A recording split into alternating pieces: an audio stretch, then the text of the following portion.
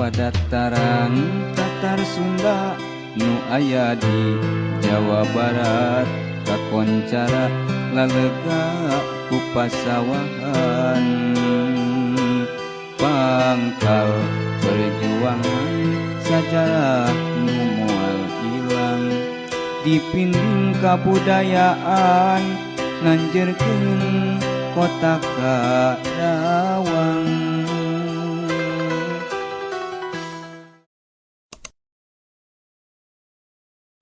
Bendungan Walahar. Bendungan yang menahan Sungai Citarum ini merupakan peninggalan zaman Belanda.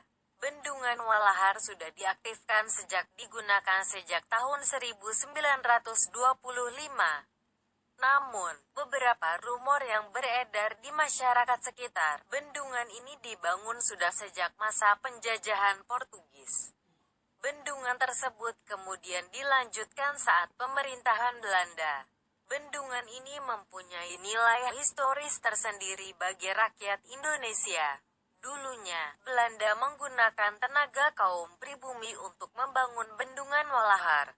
Pemerintahan Belanda membuat bangunan ini untuk mengatur kapasitas air Sungai Citarum, serta menyuburkan sawah-sawah di sekitarnya. Jejak Belanda masih bertahan di sana. Bangunannya kokoh dan besar. Peristiwa Rengas Dengklok adalah peristiwa penculikan yang dilakukan oleh sejumlah pemuda antara lain Sukarni, Wikana, Idit dan Hairul Saleh dari perkumpulan Menteng 31 terhadap Soekarno dan Muhammad Hatta. Peristiwa ini terjadi pada tanggal 16 Agustus tahun 1945 pukul 3 pagi. Dengan membawa kedua tokoh ini ke Rengas Dengklok, sebuah kota kecil di Kabupaten Karawang, Provinsi Jawa Barat. Peristiwa ini dilatar belakangi perbedaan pendapat antara golongan muda dan golongan tua dalam menentukan waktu proklamasi kemerdekaan Indonesia. Golongan muda yang menginginkan kemerdekaan Indonesia segera diproklamasikan setelah Jepang menyerah pada tanggal 15 Agustus tahun 1945 kepada sekutu. Para pemuda khawatir bila menunggu terlalu lama, maka akan terjadi vacuum of power, kekosongan kekuasaan, dan Belanda akan kembali ke Indonesia dengan membonceng sekutu yang memenangi Perang Dunia II. Para pemuda membawa Soekarno dan Hatta ke Rengas Dengklok, dan berharap Soekarno dan Muhammad Hatta bersedia menyatakan proklamasi kemerdekaan pada tanggal 16 Agustus tahun 1945. Namun Soekarno dan Hatta menolak usul ini. Setelah Ahmad Subarjo datang, dia menengahi perdebatan antara golongan tua dan golongan muda, serta memastikan bahwa kemerdekaan Indonesia akan dilaksanakan tanggal 17 Agustus tahun 1945. Maka para pemuda bersedia melepaskan Soekarno dan Muhammad Hatta beserta rombongannya untuk kembali ke Jakarta. Ahmad Subarjo, tahun 1896 sampai tahun 1978, adalah pejuang kemerdekaan yang kemudian menjadi Menteri Luar Negeri pertama di Indonesia.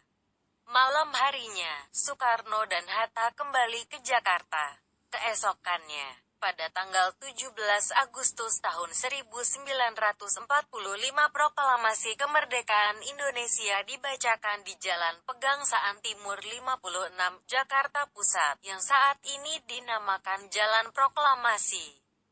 Tempat ini merupakan kediaman Insinyur Soekarno. Monumen Rawa Gede. Pembantaian Rawa Gede adalah peristiwa pembantaian penduduk kampung Rawa Gede, sekarang terletak di Desa Balongsari, Rawamerta, Karawang, di antara Karawang dan Bekasi, oleh tentara Belanda pada tanggal 9 Desember tahun 1947 sewaktu melancarkan agresi militer pertama. Sejumlah 431 penduduk menjadi korban pembantaian ini. Ketika tentara Belanda menyerbu Bekasi, ribuan rakyat mengungsi ke arah Karawang. Pertempuran kemudian berkobar di daerah antara Karawang dan Bekasi, mengakibatkan jatuhnya ratusan korban jiwa dari kalangan sipil. Pada tanggal 4 Oktober tahun 1948, tentara Belanda melancarkan pembersihan. Dalam peristiwa ini 35 orang penduduk Rawagede dibunuh tanpa alasan jelas.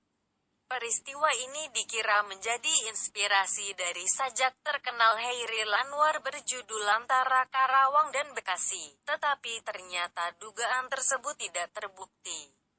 Pada tanggal 14 September tahun 2011, Pengadilan Den Haag menyatakan pemerintah Belanda harus bertanggung jawab dan membayar kompensasi bagi korban dan keluarganya.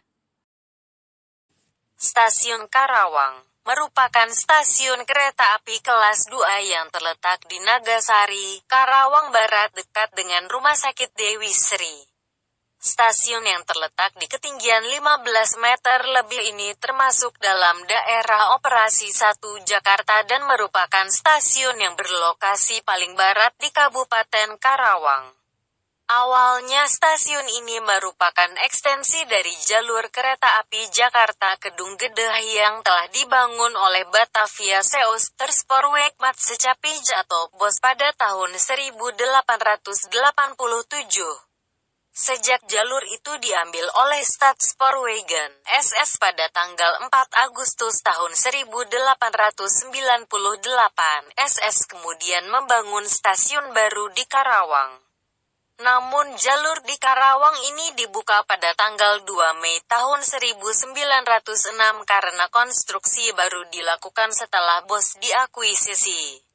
Pengembangan stasiun ini dicatat oleh The Strumtrakti OP Java and Sumatra Karya JJGO Gema pada tahun 1982.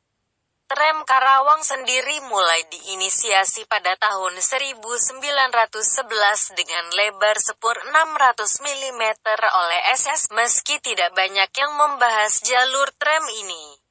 Verslek yang dibuat SS menyebut bahwa jalur tram ini dibagi dua bagian, yaitu Cikampek, Wadas, diresmikan pada tanggal 15 Juli tahun 1912, dan Lamaran, Wadas diresmikan pada tanggal 19 Februari 1920. Dari Lamaran kemudian dibuatkan jalur tram cabang lagi hingga Rengas Dengklok pada tanggal 15 Juni tahun 1919. Namun jalur ini dinonaktifkan pada tahun-tahun 1981 sampai tahun 1984 karena kalah bersaing dengan mobil pribadi maupun angkutan umum, serta akses ke stasiun yang lebih mudah tanpa menggunakan tram lagi. Demikian sejarah singkat tentang Stasiun Karawang. Tugu Kebulatan Tekad berada tidak jauh dari tempat penculikan Soekarno dan Hatta. Tugu ini dibuat untuk mengenang jasa para pemuda yang berjuang untuk kemerdekaan RI. Tugu Kebulatan Tekad berlokasi di Kampung Bojong, Rengas Dengklok. Semula hanya sebuah gubuk tak bermakna. Namun gubuk ini pula lah yang telah menorehkan sejarah sejak menjadi markas perjuangan pembela air, peta. Dari beberapa fiksi atau golongan, seperti Macan Citarum dan Hizbullah yang dikoordinir Marsin. Tak jauh dari rumah peristiwa Rengas Dengklok terdapat tugu berbentuk tangan mengepal. Tugu yang terletak di Kecamatan Rengas Dengklok ini dibangun oleh Bung Hatta, yang saat itu telah menjabat sebagai wakil presiden. Biaya dalam membangun tugu ini menghabiskan 17.500 pada tahun 1950. Maka disinilah lahir para pejuang peta untuk memproklamirkan kemerdekaan Republik Indonesia. Tugu ini dibangun untuk memperingati peristiwa Rengas Dengklok, di mana golongan muda dan golongan tua sepakat memproklamasikan kemerdekaan RI pada tanggal 17 Agustus tahun 1945. Menurut Idris penjaga tugu, mengaku bersyukur Tugu Kebulatan Tekad ini diperhatikan oleh para pemuda di Karawang. Pengabdiannya pun diganjar dengan pengangkatan sebagai pegawai honorer, ujar Idris, penjaga Tugu yang sangat bersejarah itu. Sementara itu, setiap hari kemerdekaan tiba tepatnya pada tanggal 17 Agustus, masyarakat dari berbagai daerah pasti akan mengunjungi monumen Tugu Kebulatan ini. Untuk mengetahui banyak mengenai sejarah berdirinya monumen Tugu Kebulatan Tekad ini,